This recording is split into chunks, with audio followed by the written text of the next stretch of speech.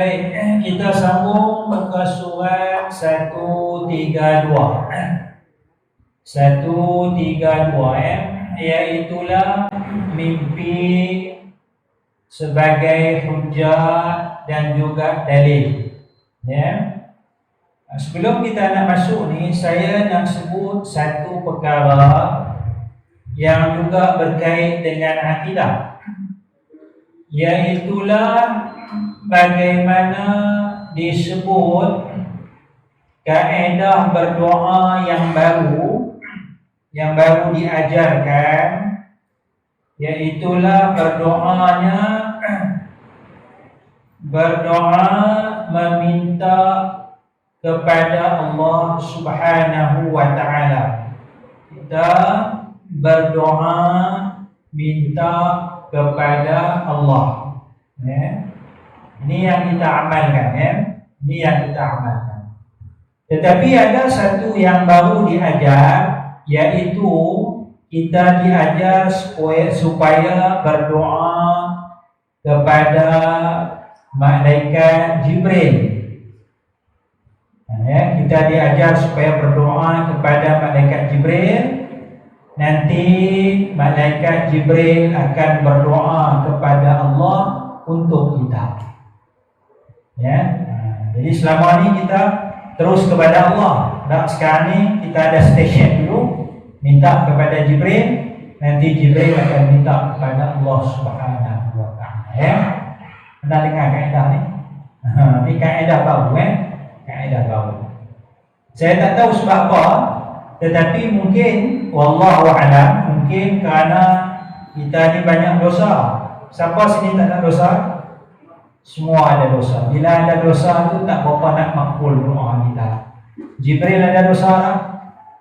Malaikat Jibril ada dosa tak? Tak ada dosa.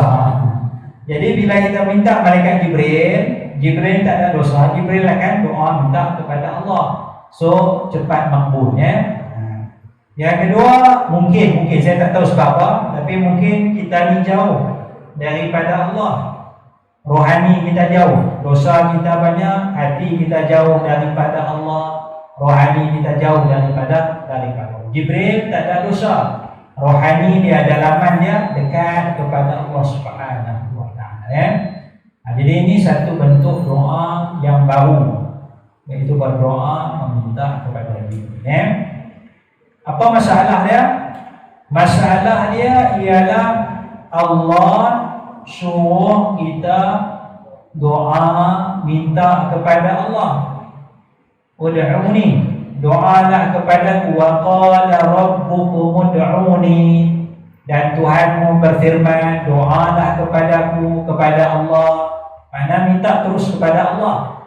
Bila doanya minta kepada Allah. Ya. Jadi sini dah kita minta cara doa, minta kepada Jibril dulu, barulah Jibril akan minta kepada Allah. Jadi cara ni berlawanan dengan ayat Quran, wa qala rabbukum ud'uni.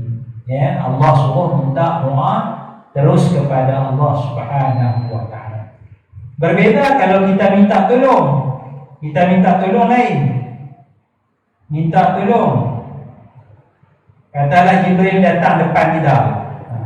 Jibril datang tahan kita, kita pun cakap dengan Jibril minta tolong. Yang tu bukan doa, itu minta tolong. Jibril, saya ada hajat, tolong sampaikan doa kepada Allah. Yang tu boleh lah. Tu boleh, pasal minta tolong. Kalau Jibril boleh datang di bawah kita. Ya. Jadi sekarang Jibril tak datang di bawah kita. Kalau ya. Sekarang Jibril tak ada depan kita, maka bila kita minta tu kita berdoa, minta kepada Jibril, bukan minta tolong biasa. Minta tolong biasa lain, doa lain. Yang kita minta tolong sama-sama kita kan, tak ada masalah, syarak benar kan. Minta tolong cara biasa. Tapi bila kita berdoa, wahai Tuan Imam, tolonglah nikahkan aku. Kita berdoa, minta tolong. Kalau kita minta tolong tak apa. Ni Tuan Imam tak ada depan, telefon pun tidak, kita angkat tangan, wahai Tuan Imam, kita seru Tuan Imam. Kita seolah-olah berdoa meminta kepada makhluk. Itu tak boleh. Ya. Sama aja kita minta kepada wali Allah. Wahai wali songo, tolonglah aku. Kita dah masuk dalam kategori berdoa meminta kepada makhluk. Kalau wali itu hidup depan kita, ada depan kita, kita minta tolong dia doakan, harus atau tidak? Harus. Nampak beza Contoh dekat dah, orang nak pergi umrah orang nak pergi haji sekarang, orang pergi haji. Orang nak pergi haji, orang nak pergi haji, esok ada orang nak pergi haji, contohnya orang nak pergi haji, dia pun minta tolong jemaah sini doakan supaya dia selamat pergi dan balik. Dia datang sini minta tolong, esok saya nak pergi, minta tuan-tuan tolong doakan. Harus atau tidak? Harus. Kita pun bila dia nak tolak, kita pun minta tolong. Haji bila sampai sana, doalah kepada kami sama untuk kami. Kita minta tolong depan-depan dia kan. Sampai Mekah nanti depan Kaabah, berdoalah kepada Allah untuk kami ni. Ni hajat saya sekian. Harus atau tidak? Harus. Pasal kita berdoa kan kita minta tolong. Kita minta tolong. Katalah bakal jemaah tu, jiran kita tu dah terbang dah sampai Mekah dah. Allah, kita lupa nak minta tolong dah. Kita pun angkat tangan, wahai Haji Leman. Apa? Boleh tak? Tak boleh sebab kita dah doa dah, minta kepada dia, bukan minta tolong biasa, minta tolong cara doa ni. Pasal dia duduk sana, dia tak dengar, tapi kita wahai tu panggil. Nampak beza? Minta tolong biasa dibenarkan dalam agama, tapi kalau kita minta tolong cara berdoa ni, orang tu bukan depan kita, kita tak cakap telefon, kita menyeru nama dia wahai, seolah-olah kita meminta macam minta kepada Allah Subhanahu wa ta'ala. Jadi ini satu cara yang salah. Satu cara yang salah bila kita tidak meminta terus cara doa kepada Allah Subhanahu wa ta'ala. Bimbang-bimbang rosak akidah kita. Bimbang-bimbang minta Jibril makbul. Minta kepada Allah nama ni tak makbul. Sekali try minta makbul, masya-Allah. Terus tak minta kepada Allah, minta Jibril lah. Wahai Jibril. Terus lupakan Allah. Bimbang, itu syaitan tipu kita ke apa kan? Itu kita kena jaga akidah kita. Ini cara yang salah. Baik, kita masuk halaman 132. Mimpi sebagai hujah. Mimpi sebagai hujah. Mimpi mempunyai peranan yang baik dalam mempengaruhi psikologi seseorang. Mimpi juga mempunyai kesan buruk jika mimpinya adalah mimpi yang buruk. Mimpi ada peranannya. Kita tengok sikit contoh peranan mimpi yang disebut di dalam hadis dan ayat Al-Quran. Tengok dalam hadis tu, kata Nabi sallallahu alaihi wasallam, ar-ru'yal hasanatu minar rajulis salihi juz'un min sittatin wa arba'ina juz'an minan nubuwwati. Mimpi yang baik daripada insan yang soleh. Rajul ni bukan lelaki. Kalau kita menyanyi bahasa Arab, rajul makna lelaki. Tapi kita tak boleh terjemah lagi. Kita kena terjemah insan. Tak kira lah lelaki ataupun perempuan. Karena hadis ni bukan maksud lelaki saja. Sebab lelaki pun bermimpi, perempuan pun bermimpi. Jadi situ saya terjemahkan minar rajulis soleh, daripada insan yang soleh, sama ada lelaki ataupun wanita. Jadi syarat dia orang tu soleh. Orang tu soleh. Kalau dia soleh, mimpi dia baik. Rasulullah gambarkan mimpi yang baik daripada orang yang soleh, 1 juzuk daripada 46 juzuk kenabian. 1 juzuk daripada 46 juzuk kenabian. Apa maksud dia? Antara maksud dia, ialah mimpi diawali kepada Rasulullah sallallahu alaihi wasallam. Di antara wahyu-wahyu Nabi sallallahu alaihi wasallam tu salah satunya adalah mimpi. Itu salah satu maksud. Yang keduanya, kata sebahagian ulama, mimpi yang baik ni digambarkan 1/46. Kenapa 1/46? 1/46 satu juzuk daripada 46. Nabi sallallahu alaihi wasallam terima wahyu berapa tahun? Berapa tahun? Nabi terima wahyu berapa tahun? Nabi terima wahyu berapa tahun? Dah, tempoh masa Nabi tu. Berapa tahun Nabi terima? Umur Nabi 40 sampai umur Nabi 63. Jadi berapa tahun? 23. Nabi terima wahyu selama 23 tahun. Nabi terima wahyu selama 23 tahun. Mimpi saja 6 bulan. Mimpi saja 6 bulan. Terima mimpi yang baik. Mimpi yang baik itu 6 bulan.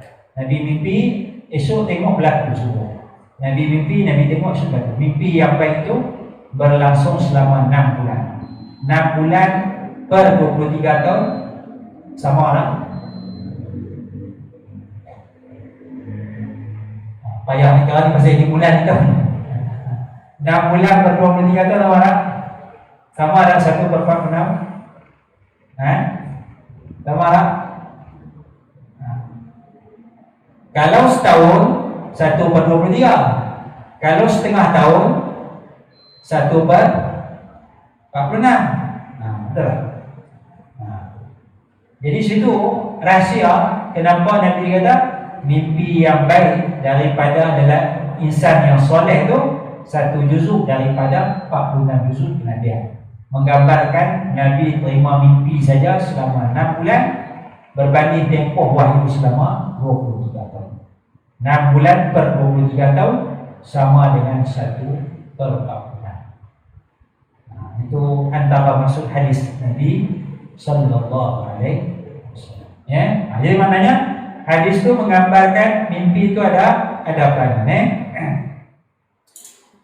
Mimpi mempunyai makna tersirat hingga mimpi disebut di dalam Al-Quran sebagai satu pengiktirafan. Contoh dia dalam kisah Nabi Yusuf alaihissalam, yang ketika itu Nabi Yusuf masih kecil. Nabi Yusuf alaihissalam melihat 11 butir bintang dan 1 bulan, tambah lagi 1 matahari. 11 butir bintang, 1 matahari dan 1 bulan sujud kepada Nabi Yusuf alaihissalam. Inni ra'aitu ahada asyara kawkaban wasyamsa wal qamara ra'aituhum li sajidin. Wahai bapakku, aku melihat 11 butir bintang, wasyamsa dan matahari, wal qamara dan bulan sujud kepada aku. Jadi Nabi Yusuf mimpi tengok bulan. Apa maksud dia? Maksud dia tak jelas lagi. Karena kita baca dalam ayat tu, bila mimpi tengok bulan sujud ni cerita kepada bapa Nabi Yusuf, iaitu Nabi Yaqub. Nabi Yaqub pesan, ya bunayya la taqsus ru'yaka ala ikhwatika. Wahai anak kesayanganku, jangan kamu ceritakan mimpi kamu ni kepada adik-beradik kamu. Diamkan saja mimpi itu, saya ceritakan. Dan apa? Ada maksud. Nabi Yaqub tahulah maksud tu. Tapi hujung surah Yusuf tu barulah disebut takwil mimpi. Aku mimpi 9 bulan sujud tu, itu tafsir hujung surah itu. Awal cerita mimpi, hujung dia baru tafsir mimpi. Baik. Jadi Nabi Yusuf tengok bintang, bulan. Jadi kalau tengok bulan, mimpi bulan ni biasa baiklah. Mimpi bulan, mimpi matahari, mimpi bintang ni biasanya makna-makna yang baik. Bagai bulan jatuh dari barat, itu makna baik bagi bulan jatuh dari barat. Ada satu orang tu dia kena fitnah. Dia kena fitnah Cerita dia zaman dulu, cerita orang simpan duit rumah tu nak buat haji. Dulu-dulu kan bank tak berada lagi, orang simpan duit kan nak pergi haji kan. Nak bayar pada syekh haji tu, jadi simpan rumah tu selamat pondok keliling tu kan, pondok budak-budak muda banyak, jadi orang tak berani nak curi lah kan. Jadi simpan dah duit berapa ribu dah dalam zaman tu, banyak dah kan. Adalah satu orang muda ni datang jumpa tuku, bagi tahu tuku ni bahaya simpan duit di rumah, kena simpan di bank. kena simpan di bank. Cerita lah bahaya dia. Mana cerita ni cerita tahun 1950 lah gitu lah kan. Mula-mula bank nak ada sikit-sikit tu. Tuku ni pun bimbang juga orang datang curi kan. Jadi dah pegawai orang muda ni, dia pun percaya orang muda ni bawa lah duit bunyi pun pergi ke bank, simpan di bank. Simpan. Merdeka juga 1950 ke atas lah merdeka sikit. Jadi bila simpan di bank tu tak apa. Bila masa nak pergi haji je, tunggu ni pun pergi bank, tengok duit tak ada lah. Budak muda ni tak tahu dia pusing macam mana tu, bukan masuk kan. Ada lah cara dia, duit tak ada. Bila duit tak ada, orang tuduh lah tunggu makan duit. Berapa belas ribu, 50 ribu tu tunggu yang simpan. Tak boleh nak jawab apa? Tak boleh nak jawab apa kan? Lama lah kata, berapa lama tu, akhirnya kena fitnah tu lama juga. Itu masa cerita kata isteri tu mimpi tengok matahari jatuh ke riba dia, matahari ke bulan jatuh ke riba dia. Isteri tu mimpi. Bila mimpi bulan tu, cerita kepada tu mimpi tengok bulan jatuh riba atau matahari jatuh riba ni, maka tu pun tafsirkan, takwilkan, fitnah ni akan hilang tak lama ni. Fitnah orang kata dia curi duit orang ni, maka dia akan hilang. Tapi tak lama tu hilang, selesai lah masalah tu. Selesai. Mimpi tu ada tafsir tu. Nak confirm sangat tak boleh lah. Bila Allah Alam lah, bila nak berlaku ni Allah, tapi insyaAllah lah mimpi-mimpi yang baik. Jadi cerita mimpi tu, mimpi bulan, mimpi matahari tu sama dengan mimpi Nabi Yusuf alaihissalam. Jadi biasanya kita kalau mimpi bulan atau matahari atau bintang tu, insyaAllah makna yang baik. Kita tahu lah makna baik, tapi kita nak confirm tak berani lah. Kalau mimpi ular patung, apa maksud dia? Apa dia? Nak kahwin. Nak kahwin. Kan? Kahwin ni. Jenuh. Balik mana ni mimpi ular tu kacau. Pening belah ni cerita apa dah, nak aku ni dah tua dah, 60-70 dah. Tahu. Contoh lah. Tak tahu bila. Mana kan? Cari buku tafsir, faham tak tadi, cari lagi. Nampak sedih kan? Betul ni. Kan? Asal macam nak kahwin, rupa-rupanya orang nak minah cucu kita lepas lagi. Kita ingat kita nak kahwin. Boleh jadi orang nak minah cucu kita. Kan? Dia tafsir kan? Tafsir. Tapi baiklah. Maknanya kita kahwin pun baik, cucu kita pun kahwin baik juga. Kan? Tapi patung ular ni biasa tak baik. Tapi pengalaman orang dulu kalau mimpi ular patung, makna baik. Makna baik. Mimpi.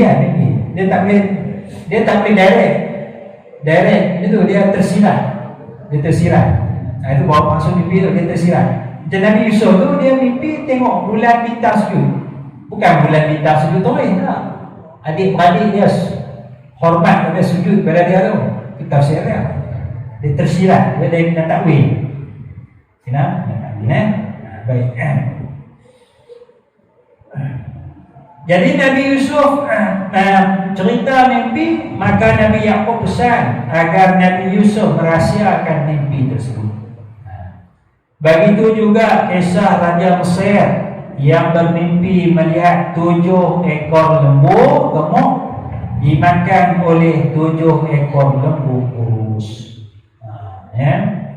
Itu Allah Ta'ala sebut, wa qala al-maliku inni ara sab'a baqaratin siman ya'kuluhunna sab'un 'ijaf wa sab'a sumbulatin khudrin wa ukhra yabisan. Kata raja, saya melihat 7 ekor lembu gemuk dimakan oleh 7 ekor lembu yang kurus. Dan saya melihat 7 tangkai yang hijau, 7 tangkai yang kering. 7 tangkai hijau, 7 tangkai kering. Qal ya ayyuhal malak, wahai para pembesar, aftuni, berilah pendapat kamu fi ru'yaya, pada mimpi saya, in kuntum lirru'ya ta'bur, kalau kamu ni boleh takbir mimpi.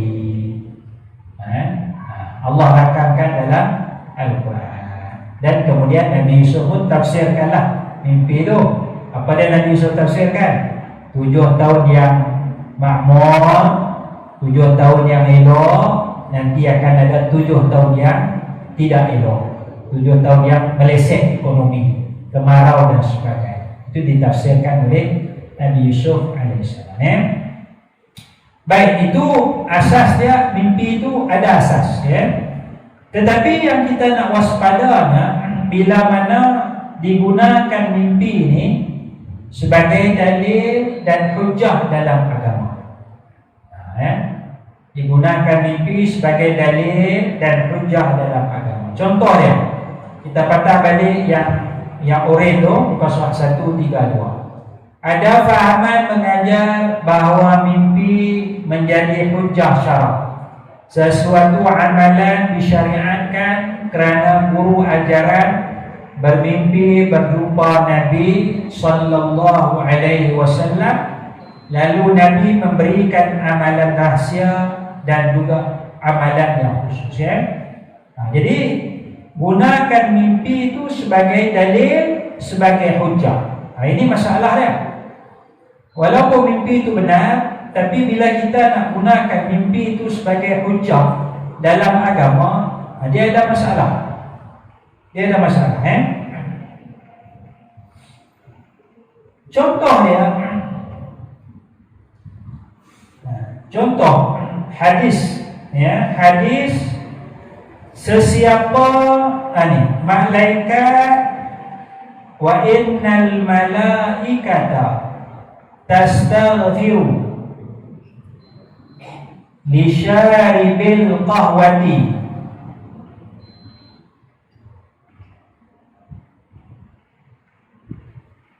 madamat rihul qahwati fi.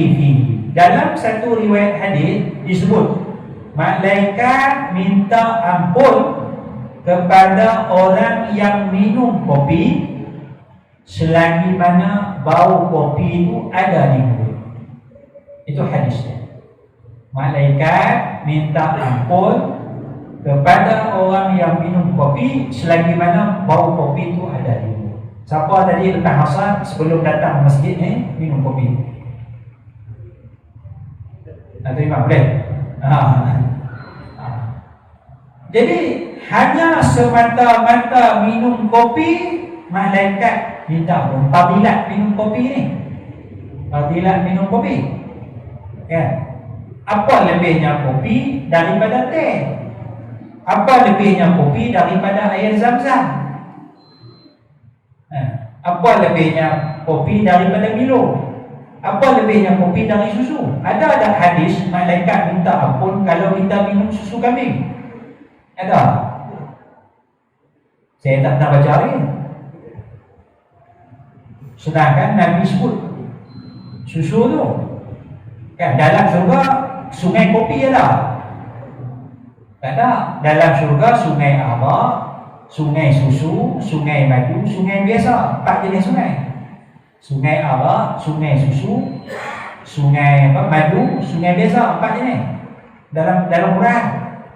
Maknanya susu tu disebut dalam Quran. Patutnya malaikat minta ampun kepada orang yang minum susu. Kopi tak pernah sebut dalam Quran. Kopi tak pernah sebut dalam hadis. Setakat kita baca hadis lah. Air zam-zam ada, susu ada. Nabi minum susu, Nabi pergi tu pekah susu kami minum sikit. Banyak cerita susu. Sahabat nak minum susu bagi pada Rasulullah bagi pada sahabat, ada. Kopi tak ada. Tiba-tiba ada hadis malaikat minta ampun kepada orang yang minum kopi. Bila cari hadis ni, rupa-rupanya hadis ni daripada mimpi. Hadis ni daripada mimpi. Seorang syekh dia jumpa dengan Rasulullah sallallahu alaihi wasallam, dia minta hadis yang baru, hadis yang Rasulullah tak pernah bagi pada orang lain. Maka Rasulullah bagi hadis ni kepada dia.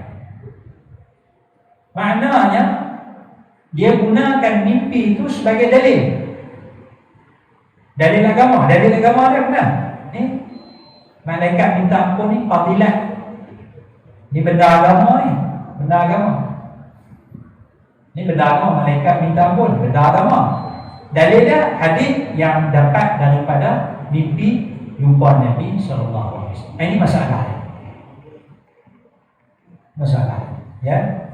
Memang saya bertengok katanya syekh itu pun orang baik kan. Mungkin orang guna nama dia apa Allah Taala kan.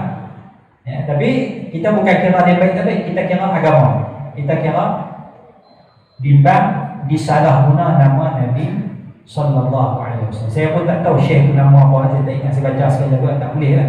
Pasal prinsip, lawan dengan prinsip. Kalau kita biarkan benda ni, lepas ni syekh lain pula kata, ustaz lain kata kopi ni ialah kopi Starbucks. Kita masuk kedai Starbucks, dia gantung frame Rasulullah sallallahu alaihi wasallam bersabda, malaikat meminta ampun kepada orang yang minum kopi, dia buh dalam kurungan kopi Starbucks, selagi mana bau kopi ada di mulut. Kita nak kata apa, nak marah apa? Kalau dia gunakan hadis ini, dah dia jual kopi, kedai dia tak jual kopi, rugilah, tak apa lagu. Dia pun cari hadis lain pula. Jumpa ustaz lain lah, betul ustaz lain kata bukan kopi, ustaz lain kata Milo. Rasulullah sebut Milo. Ustaz ni mana? Saya jumpa dengan Rasulullah kata kopi itu silap, syekh itu silap dengar. Yang Rasulullah sebut Milo sebenarnya. Tak, kan? Syekh ni kata dia Rasulullah bagi dia kopi. Ustaz lain kata tak. Saya tanya Rasulullah silap. Rasulullah kata Milo sebenarnya. Nak tahu? Tak, agama kita dipermainkan begitu je. Ya. Agama kita juga longgar, mimpi ni longgar. Ada sebab saya punya prinsip, tengok tak boleh, mimpi tak boleh jadi hujah kau. Sebab tu tak ada dalil. Kita mengaji dalil syarak Quran, hadis, sunnah, ijma', qiyas, kataan sahabat, amalan penduduk Madinah, istihsan, tak ada apa sebut mimpi sebagai dalil. Tapi orang kata mimpi jumpa Rasulullah benar. Mimpi jumpa Rasulullah benar. Jadi kalau syekh ni kata mimpi jumpa Rasulullah, kan syaitan tak boleh rupa Nabi kan? Macam mana nak jawab? Mimpi jumpa Rasulullah benar. Mimpi jumpa Nabi benar. Mimpi jumpa Nabi benar. Tetapi cerita mimpi tu belum tentu benar. Dia dua isu yang berbeza. Mimpi jumpa Nabi benar, tapi bila bawa cerita belum tentu benar. Saya mimpi jumpa Nabi, saya cerita, boleh jadi benar. Saya tak mimpi jumpa Nabi, Tapi ustaz dia pakai cerita mimpi jumpa Nabi, aku seorang tak cerita lagi ni. Nak reka juga satu mimpi jumpa Nabi ni. Saya pun cerita mimpi jumpa Nabi. Walhal saya tak mimpi pun, saya cerita. Nampak tak dua isu berbeza? Buat. Jadi kalau mimpi jumpa benar, untuk orang tu benar lah. Simpan pada dia. Simpan dia. Simpan. Jadi orang yang bawa cerita belum tentu benar. Boleh jadi tipu. Itu kita kena bedakan. Macam saya kata, karamah. Karamah tu benar atau tidak? Keramat tu benar. Cerita keramat belum tentu benar. Orang boleh reka. Cerita keramat tu. Mukjizat Nabi benar atau tak benar? Benar. Cerita mukjizat boleh jadi benar, boleh jadi tak benar.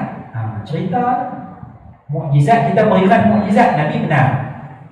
Tapi cerita yang disampaikan belum tentu semuanya benar. Ada banyak yang palsu. Jadi kita tolak cerita mimpi ini tanpa menafikan bahawa mimpi jumpa Nabi secara prinsipnya adalah benar. Jadi kita kena tengoklah isi kandungannya. Cara mudahnya macam mana kita nak tahu? Kalau isi kandungan mimpi itu tidak bertentangan dengan syarak, boleh jadi mimpi dia benar. Kalau lah kata dia kata, saya mimpi jumpa Nabi. Saya mimpi jumpa Nabi. Nabi kata tak perlu dah semayang banyak-banyak. Tak perlu semayang banyak-banyak. Semayang apa? Semayang fardu pun tak apa dah. Kalau tak membuat pun tak apa. Rasulullah kata dengan saya dalam mimpi. Boleh terima tak? Pasal apa tak diterima? Pasal melanggar syarak. Syarak mesti jaga semayang fardu. Tiba-tiba Rasulullah kata kepada dia dalam mimpi, Rasulullah kata kita tak perlu semayang banyak-banyak. Semayang fardu pun tak perlu. Dia melanggar hukum syarak. Kita kena pegang syarak tu. Kerana mimpi cerita dia. Kalau dia kata saya mimpi jumpa Rasulullah, Rasulullah pesan kepada saya jangan tinggal semayang fardu dan mesti buat semayang sunat banyak-banyak. Okey lah. Okey lah. Alhamdulillah, silalah buat. Maknanya mimpi itu jadi motivasi kepada dia untuk buat lagi buat. Memang bertepatan dengan syarak. Dia datang masjid elok lah. Itu minggu ni tak pernah nampak lah. Pasal apa hari tak pernah nampak dah ni? Saya ni tak tahu lah. Minggu sudah mimpi jumpa Rasulullah. Rasulullah kata tak usah datang masjid. Kan? Daripada elok datang masjid, mimpi jumpa Rasulullah, Rasulullah kata jangan datang masjid. Tak betul. Kalau dulu tak datang masjid, tiba-tiba datang masjid. Pasal apa hari datang? Saya mimpi jumpa Rasulullah. Rasulullah pesan sudah datang masjid. Alhamdulillah. Apa? Kita biar dia. Boleh jadi cerita dia benar kerana cerita dia tidak bertentangan dengan syarak. Sama ada dia tipu ke itu hal dia lah. Tapi benda baik kita adu-adu lah. Itu konsep dia, tengok cerita tu bertepatan dengan syarak ataupun itu kita nak kena tengok bahawa mimpi ni tidak boleh menjadi dalil bagi syarak.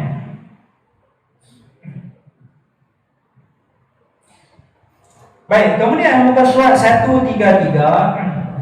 Dalam sesetengah fahaman, mimpi menjadi rojokan utama. Hatta jika wujud pertentangan antara mimpi dan nas Al-Quran, maka nas Al-Quran hendaklah ditakwilkan sesuai dengan mimpi. Dia akan tafsirkanlah, yang Quran ke hadis ke, hadis haramkan sesuatu, tak takwilkan. Saya ada jumpa satu orang dia jaga stesen minyak.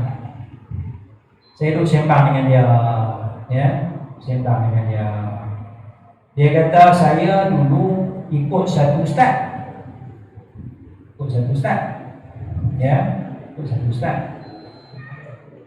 Lepas tu dia kata saya tinggalkan ustaz. Saya tanya pasal apa? Dia kata lepas saya lama ikut ni, barangkali ustaz tu percaya pada dia, ustaz tu bagi duit pada dia. Ustaz tu bagi duit dia.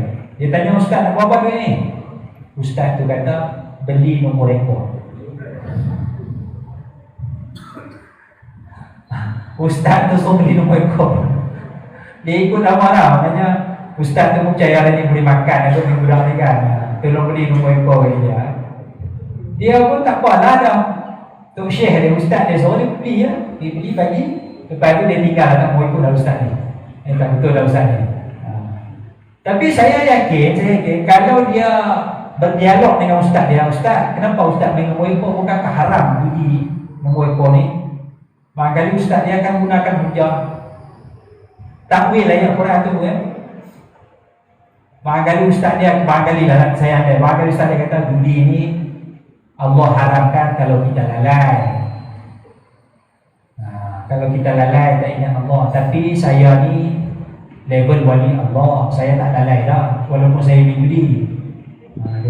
Jadi tak apalah bagi saya. Jadi saya boleh main judi kerana saya tak lalai. Saya sentiasa ingat pada Allah. Dan orang-orang yang saya bagi izin main judi, orang yang saya dah endorse, akan sentiasa ingat kepada Allah. Dia boleh tunjuk ayat Quran. Ayat Quran kenapa Allah haramkan judi itu? Kerana bergaduh dan lalai daripada ingat kepada Allah Subhanahu wa taala. Innamal khamru wal maisir wal ansab wal azlam rijsun min amali syaitan fajtanibuhu la'allakum tuflihun. Innama yuridu syaitan ay yuqi'a bainakumul adawata wal baghdha. Syaitan nak jadikan kamu benci. Itu sebab Allah haramkan arak dan judi, benci, permusuhan. Wa yasuddakum an dzikrillah, supaya lalai daripada ingat akan Allah. Wa yasuddakum an dzikrillah. Itu sebab Allah haramkan judi. Ayat Quran surah Al-Maidah ayat 90, 91, 92. Wa yasuddakum, syaitan nak lalaikan kamu daripada ingat pada Allah. Syaitan suruh minum arak, minum judi. Jadi ustaz tu kata, barangkali saya ni tak apa, saya tak lalai lah. Barangkali dia guna hujah mimpi. Rasulullah dah bagi izin pada saya untuk main judi. Saya mimpi jumpa Rasulullah. Barangkali. Jadi anak murid dia kata apa? Masya Allah, guru kami ni kan, bukan majlis takwa jadi terus dengan Rasulullah, terus lah. Kan ustaz-ustaz ni majlis takwa kata tak boleh lah. Ustaz kami ni terus dengan Rasulullah, terus. Boleh tak boleh, Rasulullah akan bagi jawapan pada dia. Jadi dia tinggalkan gurunya itu kerana gurunya suruh dia beli nombor. Mujurlah dia tu ada asal agama sikit. Kalau tak ada, tinggal tu. Itu kita kena. Jadi jangan kita pegang kepada prinsip. Pegang kepada prinsip kita akan selamat. Ya. Jadi mimpi ada kedudukan dia.